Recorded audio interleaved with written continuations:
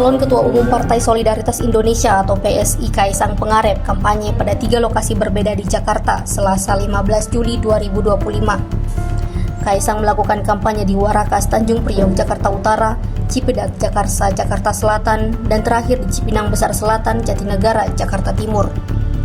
Ia mengakui berencana melanjutkan kampanye ke Jawa Barat untuk mengalahkan lawannya Ronald Sinaga dan Agus Mulyono Herlambang. Kaisang juga menyebut telah menerima banyak nasihat dari sang ayah, Presiden Joko Widodo, namun belum mau mengungkap isinya.